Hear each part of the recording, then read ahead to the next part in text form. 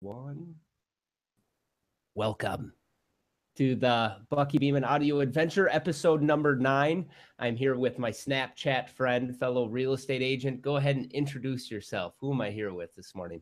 Good morning, everyone. This is Eddie Gonzalez from Phoenix, Arizona. I work at SVN Desert Commercial, and I am a commercial real estate advisor. I'm so excited to have Eddie on because I met Eddie, we'll go back to the origin story, but several years ago, I feel like now via the internet, and we've been following each other's stories through Instagram and Snapchat and Facebook, and we have a lot of things in common. And it's not often I'm able to find people in the commercial real estate industry that are using social in the ways that I enjoy using them. And Eddie is definitely one of those guys that understands the landscape related to how to tell stories online. So Eddie, go ahead and introduce yourself as far as your origin story. Where did it all begin? Why are you in Phoenix, Arizona? Absolutely. So I am a third-generation Phoenician, born and raised here, obviously, and I absolutely love the city of Phoenix and can't say enough about the state of Arizona. One of the main reasons that I absolutely love it is you've got the valley. I'm a warm weather guy. You can go 2 hours north of here and be in Flagstaff, and you can be in the snow. You can go 5 hours drive or a 45-minute flight to the west and be in San Diego and be at the beach. So I truly feel like we've got the best of everything right here in Arizona. That's great. And as far as your career, where did it all start off? Oh, Bucky, I love asking people that question. And I feel like most commercial real estate people say, I accidentally fell into it like this. I actually had a very structured plan with my life, and it got turned upside down for the best. I am a Ritz-Carlton guy. I actually met my senior partner here at SVN through the Ritz-Carlton because we worked together there. My plan for my career was to spend 25 years with the Ritz-Carlton, retire from the Ritz-Carlton, and go into real estate. After 14 years of working at the Ritz-Carlton in Phoenix, the owner of the building decided that they no longer wanted the building to be a Ritz-Carlton due to the financial costs that it would cost them to continue to be the Ritz. So rather than continuing on with the Ritz, which meant I would have to relocate, I reached out to a dear friend of mine, Rami Majahed, who was the gentleman who I started my career with the Ritz, and said, listen, the Ritz is closing. I've always wanted my second career to be in real estate. And he's like, say no more, let's go grab lunch. 2 days later, we went for lunch. The way he started and the way I've seen many other people start is start in the residential world and then work your way into the commercial world. And that was kind of my mindset, and that's what I was planning on doing. After the lunch with Rami, he completely convinced me that going straight into commercial was the right route. My mindset was you kind of have to do residential to then learn that market and understand the commercial world, which is completely not true. They're two completely separate things. So he said, why waste your time over here in residential when you know you want to go to commercial? You're wasting time over here. So he said, go get your real estate license. We'll sit down, figure it out, and I'm going to bring you onto my team. So I owe it to Rami Majahed. When did that start? When did you actually get into the commercial real estate industry? My very first day at SVN, which is my commercial real estate career, was April the 4th. So I'm coming up on my 2-year anniversary. That's sweet. It's funny because I had breakfast with a young man this morning. He wanted to go out and talk about what we were going to talk about. And this morning he said he wants to get into real estate. And actually, my suggestion to him was, one, find a mentor, which I think is huge. But two, I had made the suggestion of considering starting in residential for the fact that, and I wonder if it's the difference in the size of the markets. I feel as though with our size of our market, there's only so many commercial deals because we're not a Phoenix, Arizona. And so that's how I started. And that was my suggestion to him. But what you're saying is you just don't feel that's necessary, right? That's correct. And one other thing that I like to kind of pitch in, being in a bigger city, don't quote me on these exact numbers, but I understand that Phoenix has right around 50,000 residential agents. And then when it comes to the commercial brokerage, I heard the last count was right around 800 brokers for commercial. So just doing those numbers and how many buildings we actually have in Phoenix, there's more than enough to go around. How important was it? How important was it to have a mentor? Did he end up becoming your mentor, or have you had other people that have kind of taken you under their wing to help you get started? So I'm on a team of 4. Rami Majahed, his brother-in-law, Bo Flahart, and we've got an awesome marketing lady. Her name's Lindsay, and she just joined our team a few months ago. Between Rami and Bo and the other gentlemen that are in the SVN office, I've got mentors all the way around me, which is amazing. Our team is just the office team. There's about 20 of us in our office. I can bounce questions off anyone. I can have everybody look at my deals. What do you think's going on with this? What do you think's going on that? What direction would you go? That's something I really love about the culture of SVN, is we are not shy about sharing. I've heard some other firms are very much, you kind of do your deal and focus on your computer. That is not our office at all. So I am surrounded by mentors, and I can honestly say, without the team around me, I think I would have bailed. I understand about 90% of people that start in commercial real estate don't last a year. And I'm lasting, and this is a 20-year plan for me. But having those people that I can bounce questions off, it's night and day. So I'm curious, as far as 2 years ago when you got into the business, I imagine it was a little bit like trying to learn how to swim and not having any idea of necessarily how to. How did you learn the business besides the mentor? Like, what have you learned in the last 2 years related to being a commercial real estate advisor with SVN?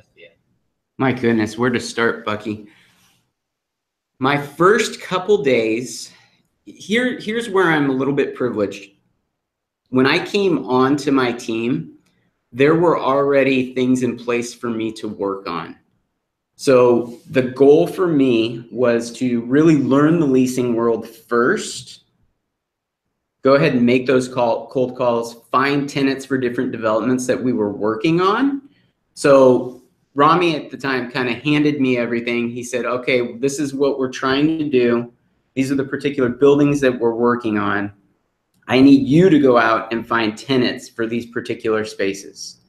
So that's how it started. And I feel really lucky to be in that position, because I know a lot of people come into this industry and they just, nothing.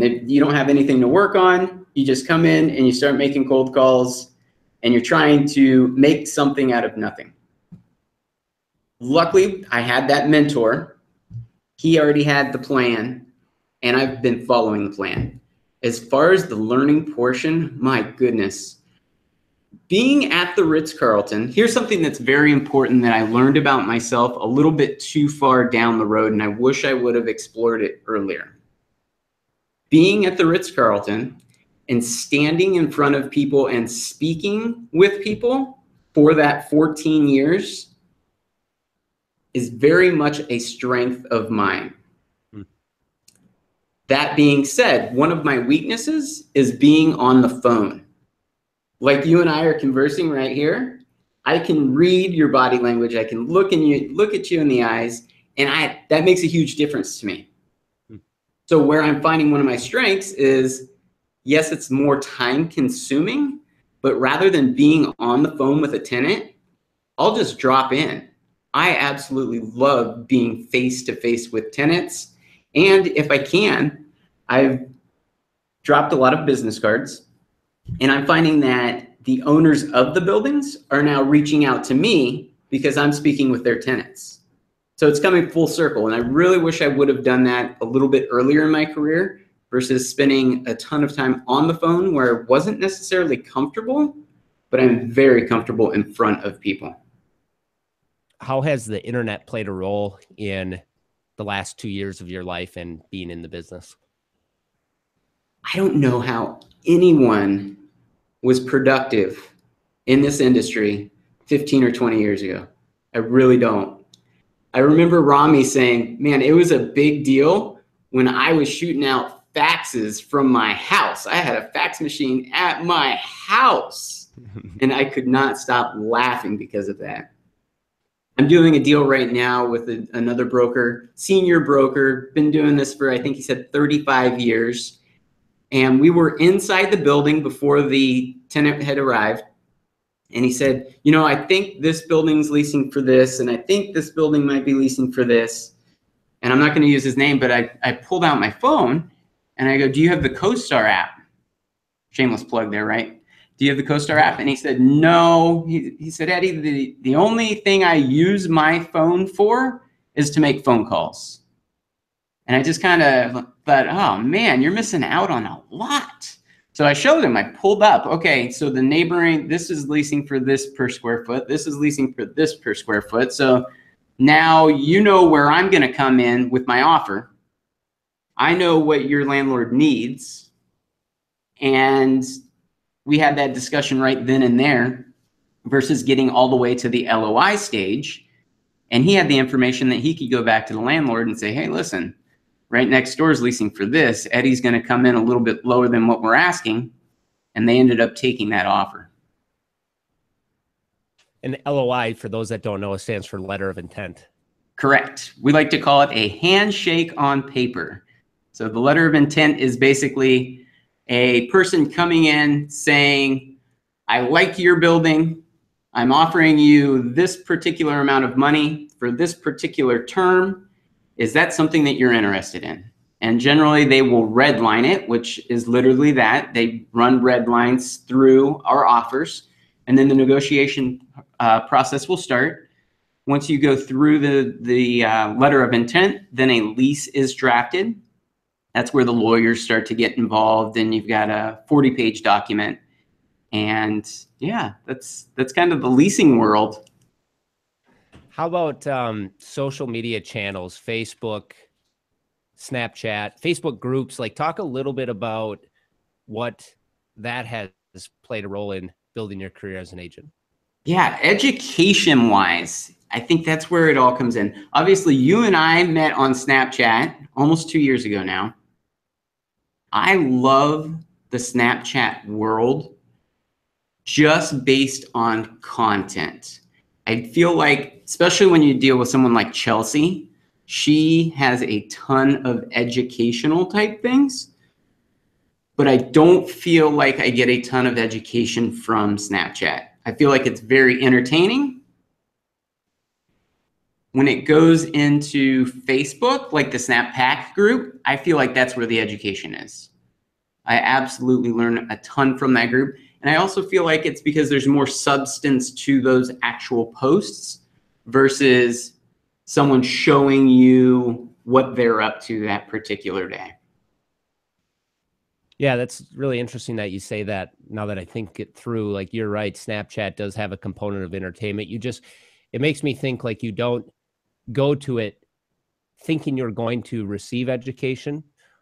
And I think even that mindset of how you use that channel allows you to not necessarily, if Chelsea's putting out things that is educational, you're just not in that mindset when you're in that platform. But you're right about the Facebook group. You go there with questions, or you go there with looking for answers and trying to learn what other people are doing around the industry.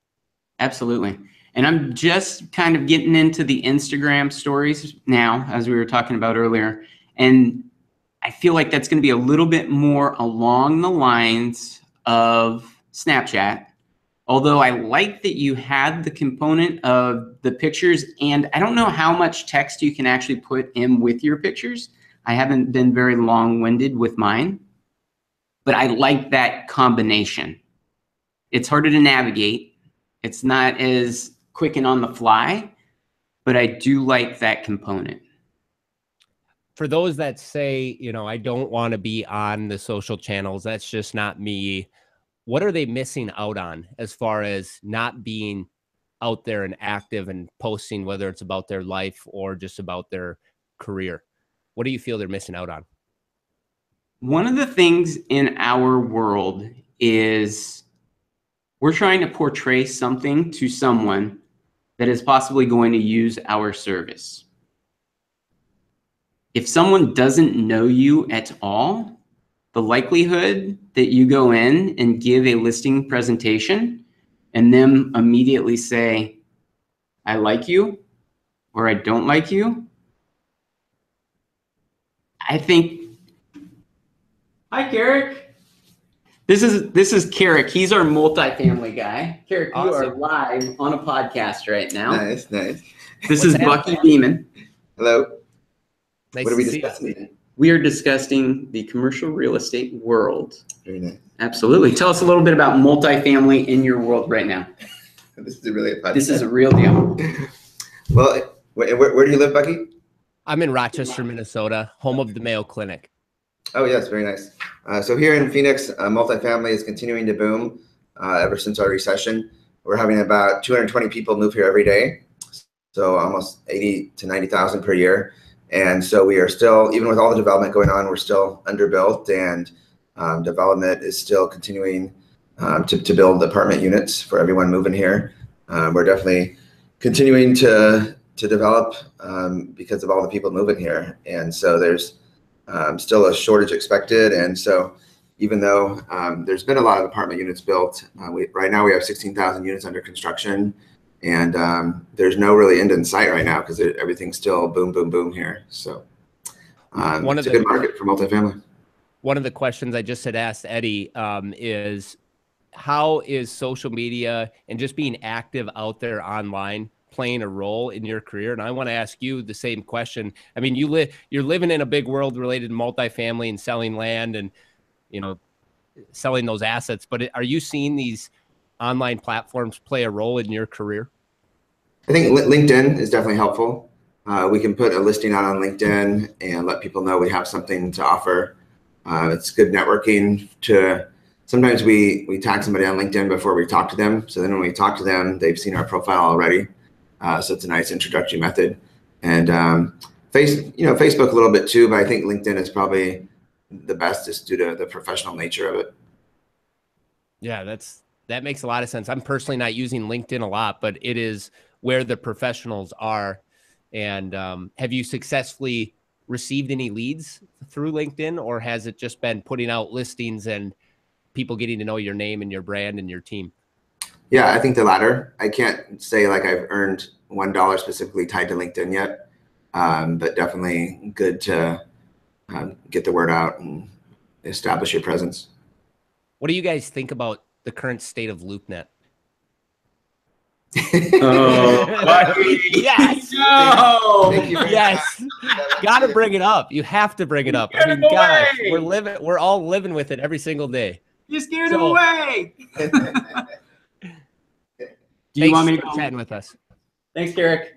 Do you want me to go back to the social media? I opened up the can of worms, so I think we need to chat about it because it is affecting our industry.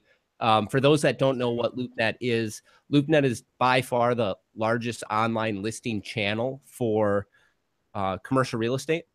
And so if you're in any market that has any type of commercial real estate and there's an agent that understands, or a team or a company that understands how to list properties, they for sure are probably listed on Loopnet. When I started in the business, there was hardly any listings on Loopnet in our market. And now you go there today and every agent has their listing on there. So the reason I asked the question as to what your feelings are of LoopNet is because there's been some obvious changes that we're all seeing around the country in how they're changing things online, and it's affecting our business.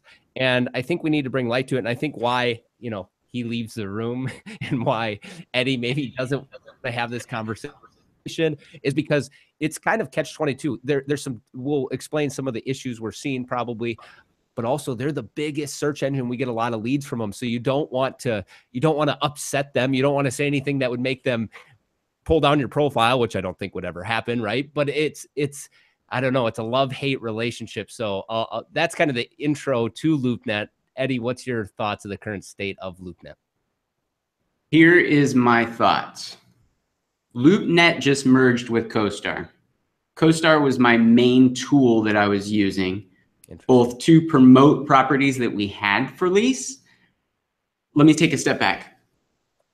CoStar was more of, we'll call it the MLS of the market. Brokers have access to it. It's kind of our MLS. Loopnet, I don't know what I could compare it to. Maybe Zillow. Loopnet would be like Zillow. That's for public use. That way the public can go out and find different commercial properties. The two of them merged, which is a bit of a, right? I'm sorry? They merged their data, right? So now they're both on the same platform where prior they were somewhat separate. That is correct. When the merger happened and why you got the oohs and ahs is it pretty much swept our feet out of under us for about 6 weeks. Because when they did that merger, everything that we had posted, they told us everything was going to merge up fine, but it did not even close. So we've got 15 different properties that we're working on right now, and they were a jumbled mess. I don't know how the algorithm speaks with each other, but thank goodness for Lindsay being the professional that she is. She was able to spend a lot of hours getting it straightened out. But we went from the blessing of is the inbound calls that you get from Loopnet, and we were getting multiple a day to 6 weeks of just quiet, nothing going on. So yes, I do love Loopnet because you get those inbound calls. I do also love CoStar because they've got a ton of analytics that teaches me pretty much daily. I'm in there daily. So I learn a ton from both of those. And honestly, other than that huge hiccup that kind of knocked us out for a few weeks, I'm okay with it. I'm definitely okay with it. I love the fact that I can have my phone go up to any particular property and figure out who that owner is, versus not that long ago, you would have to go through a huge research process to figure out what person owns each particular building. That being said, I also understand how some of the guys that have been in the industry a long time, that spent years and years building their database, sees a guy like me come in, and I can look across the street and see that Mr. Yule owns the building right across the street. And it took me 10 seconds to figure it out, where it would have taken him minutes, if not hours, to figure out who owns the particular building. And so it's, yeah. I mean, on that topic, I think we're kind of crying over spilled milk. And the reason I say that is because consider the time when Netflix came in and completely disrupted Blockbuster. Like, was Blockbuster pissed? Did they feel it was unfair? Did they think that it shouldn't go that way? Yeah, probably. But look what happened. Change is inevitable. And I mean, it's just going to happen. And that's so, yeah. So to that argument, to the veteran that's been in it for years, and now you see these younger professionals doing it quicker because of the access to data and them growing up with the internet. And yeah, I'm sorry, but it's just going to happen, and the changes, and they have that same opportunity, but are they willing to learn it? Now, on the Loopnet conversation, what I think is interesting is we, in our size of our market, we don't pay for CoStar. Our MLS, so back to when I got into the business, there was no commercial listings out there available on any online platform. The residential MLS didn't get commercial agents coming to them because they didn't feel they provided much value. And so they didn't put their stuff online. Loopnet, I would say, is our MLS. We agents listings that choose to list it on there, and I don't think any firm within our size of our market is paying for CoStar because the fees are so high. So right. I agree with you. The merger was a mess. We kept track of our man hours that were put into solving it, and we're a small firm. We're 11 people. I can only imagine SVN and the large firms and what that did for time they spent. And it's not like you're recouping those dollars. So that was a mess. But what I will say is unique is now with this change, the CoStar listings are available on the Loopnet channel. But because we don't pay for a CoStar membership, there's a lot of lock symbols on all of those. And I think for us, it's frustrating because they're kind of controlling the data that we give to them in a way that it's kind of feels unfair. And I just don't know that they're trying to really figure out how to provide the most value to the firms and the agents. And because I don't feel that they're necessarily looking out for how to provide us the best value, I don't know how that's going to play out long-term for their business model. I think it'll be interesting to see as there's more listing channels now out there than ever, for the listing channel that really looks at the agent and the team and the company and says, how can we help you? How can we help not only fill your pipeline more, but make it so this data is readily available, and not necessarily think the answer to that all the time is just pay a higher monthly fee. Just pay a higher monthly fee and then you get, and so that's, I guess, what I'm curious to see how this all plays out related to the way they're developing their business out. I think their bottom line is their bottom line, and that's what they're, see, I was told in our office, other than rent, the second highest bill out of the year is our CoStar bill. I know how much we're paying in rent, and I don't know how much we're paying in CoStar, but I can assume it is not cheap. Oh man. Oh, all right. We can jump off that topic. I think let's several things, but it's good. Thank you, Eddie, for at least having that conversation, because it's affecting our industry and people are not talking about it. Let's go back to social media. Let's dive in. And here's something I'll put in front of you. Yeah. I think the first firms that start to recognize Facebook as the listing channel of choice will really recoup a lot of benefits by viewing Facebook as a listing channel. What I mean by that is we put our listings out there on Loopnet. We put them out there on CoStar. We don't have the ability to receive comments on our listings. Maybe we don't want that. We don't have the ability to run ads that are specific to a certain type of property, to a specific demographic within Loopnet or any of these other listing channels. Facebook, you do. And I think that's where the opportunity lies, is people that start recognizing these social media platforms as the most powerful listing channels out there.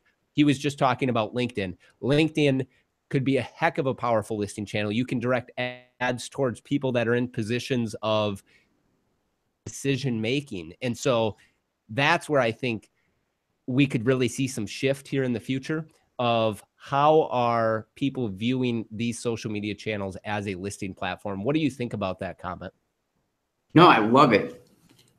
The fact of the matter is we need to get all of these properties out to as many people as possible.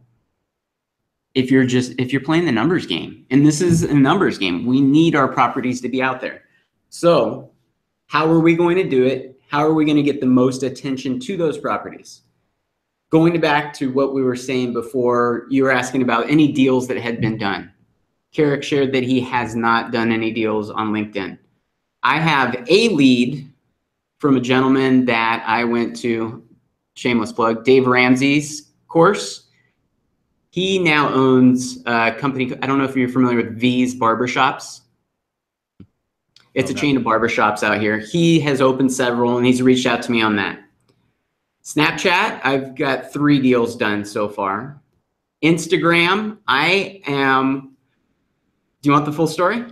Yeah, let's hear it, because people don't talk about this either, and it's happening. It's It amazing. is happening, and it's a beautiful thing. Yeah. So I reached out, and I'm just doing, I know you're a huge Gary Vee fan, so I'm doing the Gary Vee thing, and I'm doing some direct messaging. And I reach out to a guy, and I'm not going to say any names right now, but he is advertising using his name as a restaurant broker in Phoenix. Reached out to him. I'm looking for a particular shared space for a client. Doesn't have anything, but he asked the wonderful question that everyone should ask. What else are you looking for? Well, I'm looking for a hotel. I've got a gentleman that I'm selling his building for right now, and he wants to 1031 exchange into a hotel. He says, oh my gosh, I know a guy that owns a hotel who's actually trying to sell this hotel. So we are now in the midst of getting the numbers together, and I am going to deliver the hotel deal to my buyer. And I don't know if it's going to come full circle, but those are the little things. How many man hours do you put in? I know how many man hours I've put in so far to try to locate the right hotel for a great deal. And there aren't a lot of great deals in Phoenix right now. If we can pull this off, it's going to be a great deal for my buyer. Yeah, it's amazing how quickly I think things are moving now, because that process that you just explained of, oh my gosh, I have something. Just think of how long it took to put those pieces together in the past. And now with the internet, and now with the speed of communication, there is so much getting done in a short amount of time. It's amazing. Yeah, it's great. I love it. What would you explain as, and maybe you don't have much of a relationship with this side of the industry, but I do in the size of the market that I am, the relationship of the commercial agent with the residential agent. Are you communicating with residential agents? And I just want to explore that a little more, because I feel so often we hear, well, commercial is completely different than residential. And for that, there's probably not much communication between those two types of the industry. What's your thoughts of that? I think it's very important for the relationship to be had. There's a gentleman, and I'll name drop, his name's Matt Manugian. He is a residential guy out here, just kicking butt and taking names, and I absolutely love him. He and I went back and forth, and if there's any residential deals to be done, a lot of people will call us, and people get confused, and they don't necessarily understand that, hey, Eddie, I want to buy a house. Can you help me? Well, no, I can't, because I only do commercial, but I've got Matt in my back pocket, and I send everybody to Matt. Same thing. Whenever somebody comes to him and they need a lease deal done, or they want to sell a building, hey, I know Eddie and Rami and Bo. These guys are your guys, so he'll direct them over to us. And it goes both ways. And the important part of that is knowing that particular person, because your reputation is on the line. So I know he trusts me, I trust him, and there's no reason why we wouldn't refer business back and forth. So that is very important to have the relationship. Very important. Yeah, I agree with you 100%. And I think that's for anybody that's in the residential industry, I would suggest go and meet a commercial real estate agent, go and learn about their business, and vice versa, because I think it can lead to opportunities for both. And then ultimately it leads to better service for the client that you're working with. If you're working with somebody looking to buy a house and they happen to have interest in starting a restaurant, and you can guide them to the right advisor, I think that will lead the way.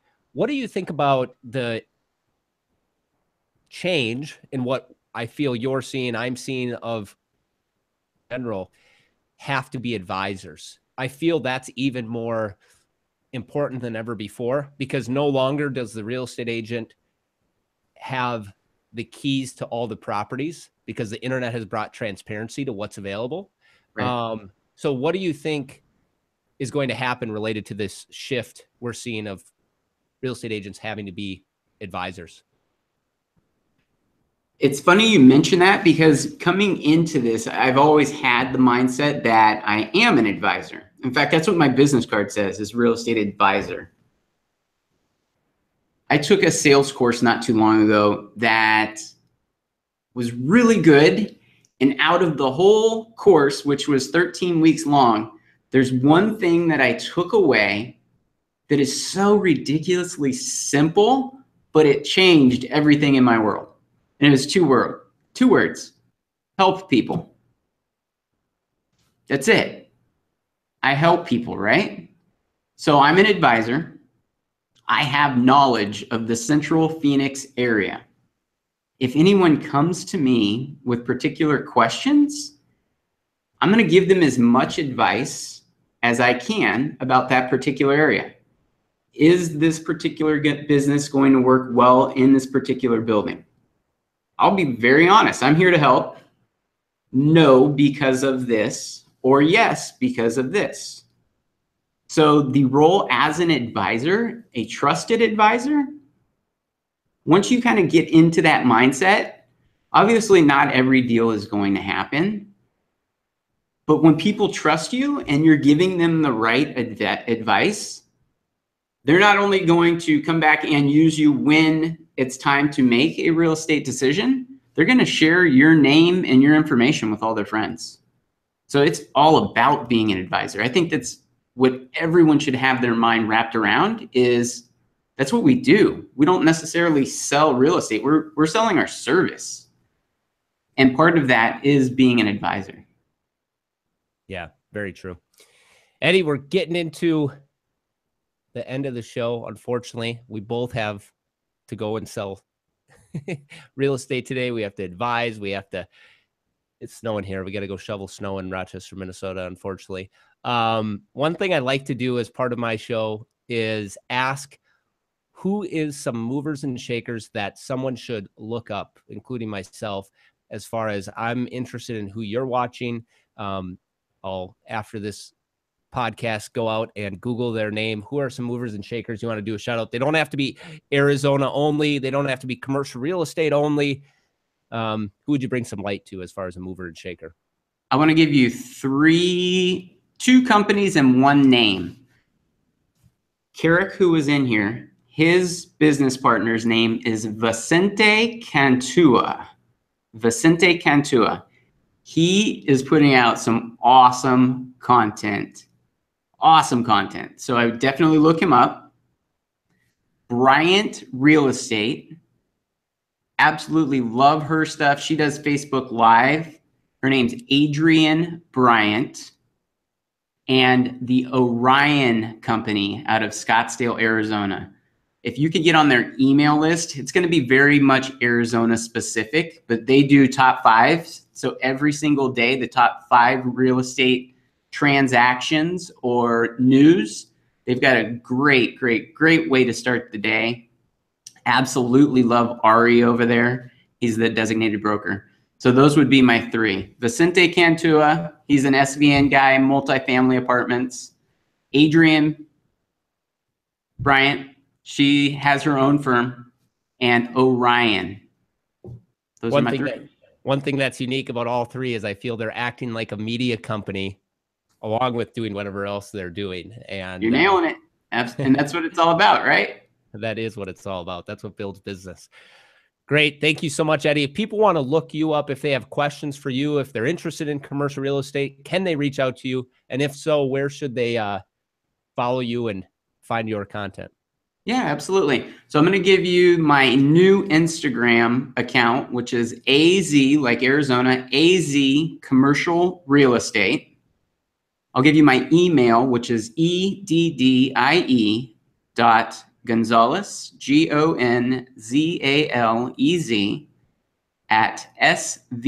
@svn.com. And should I do my cell phone number too? Let's do my cell phone number. Why not? That's so 1998, man. Is it? Nope, we're not doing it then. Who needs a cell phone? You just Google Hangout with them. True story. No more cell phones, Bucky. Cell phones are out. Cell phone numbers. Cell phones are in. Cell phone numbers are out. I'm glad you clarified that for me. Yeah. It's good hanging out with you, man. Yeah, vice versa, Eddie. Thank you so much for joining the show. And thank you, everybody that listened to the Bucky Beeman audio adventure. And I look forward to the next episode, the next guest, where we'll continue along this adventure and see who we can find that's doing amazing things out there in this world. Chat soon.